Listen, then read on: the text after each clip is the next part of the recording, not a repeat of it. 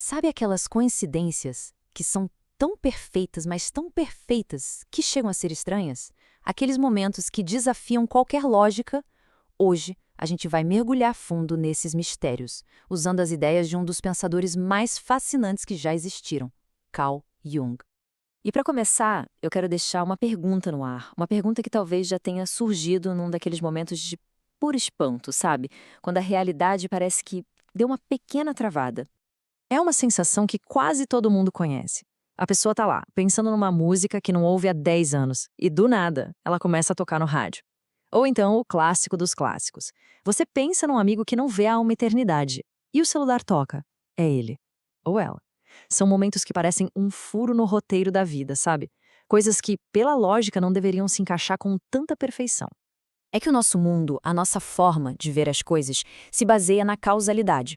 Acontece A, que causa B, que depois causa C. É uma linha reta, previsível, dá uma sensação de que a gente entende como as coisas funcionam. Mas, como Jung percebeu, se essa regra da causa e efeito fosse a única no universo, essas coincidências cheias de significado seriam impossíveis. Elas dão a entender que talvez exista um outro tipo de conexão em jogo, uma conexão que não é de causa, mas sim de significado. Ok, mas para a gente conseguir entender essas supostas falhas na realidade, primeiro a gente precisa dar uma olhada no mapa que o Jung desenhou da nossa própria mente. Não dá para explorar esse território misterioso sem saber onde ficam as camadas mais profundas, né? Pensa assim, muito além do nosso inconsciente pessoal, aquele lugar onde a gente guarda memórias esquecidas e sentimentos reprimidos, existe uma camada muito mais profunda. Jung deu o nome de inconsciente coletivo. Não é algo meu ou seu, é nosso. É como se fosse um grande oceano psíquico compartilhado por toda a humanidade, guardando toda a sabedoria e as experiências da nossa jornada como espécie. Olha só que forma poética que o Jung descreve isso. Ele imagina essa camada da mente como uma pessoa coletiva, uma entidade que não envelhece, que já viu de tudo. É dessa fonte que vêm as nossas conexões mais universais, porque lá no fundo, nesse nível, todos nós compartilhamos as mesmas raízes psíquicas. E dentro desse grande oceano existem padrões. Imagina como se fossem correntes submarinas que dão forma a tudo. Esses são os arquétipos. O herói, a grande mãe, o sábio ancião. Não são ideias que a gente aprende na escola. São como plantas baixas que já vêm instaladas na nossa psique. São eles que estruturam nossos mitos, nossos sonhos e, como a gente vai ver, as nossas coincidências mais importantes. Beleza. Agora que a gente está com esse mapa da psique em mãos, com o inconsciente coletivo e seus arquétipos, a gente pode finalmente dar um nome para esse fenômeno misterioso que a gente está investigando. E aqui está o ponto central de tudo: sincronicidade. Não é só uma coincidência qualquer jogada ao vento, é um encontro de dois mundos, o nosso estado mental interno e um acontecimento lá no mundo de fora. E a ponte que liga os dois não é uma corrente de causa e efeito, é uma ressonância de significado. É como se o universo estivesse ecoando um pensamento nosso. O próprio Jung nos deu o exemplo mais clássico para explicar isso. Ele estava tratando uma paciente que era extremamente racional, sabe? Presa na própria lógica. E a terapia não andava. Aí uma noite, ela sonhou que ganhava uma joia muito cara, um escaravelho de ouro. No dia seguinte, enquanto ela contava esse sonho para o Jung no consultório, algo aconteceu. João ouviu um barulho, se virou, abriu a janela e pegou o inseto que estava batendo no vidro. Era um besouro da família dos escarabeídeos, o bicho mais parecido com o escaravelho de ouro que existia naquela região. Aquele momento, a impossibilidade daquilo acontecer, o símbolo do sonho se materializando ali na frente dela, quebrou completamente a barreira racional da paciente. E o significado, porque no Egito Antigo o escaravelho era um símbolo de renascimento, era exatamente a mensagem que ela precisava para começar sua transformação.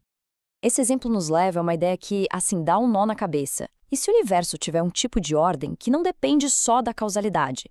E se o próprio significado for um jeito que a realidade tem de se organizar? Para investigar isso, Jung ficou muito interessado em experimentos da época sobre percepção extrasensorial, que sugeriam uma espécie de relatividade do tempo e do espaço para nossa mente. Era como se, para a psique, o futuro e o presente não estivessem tão separados assim.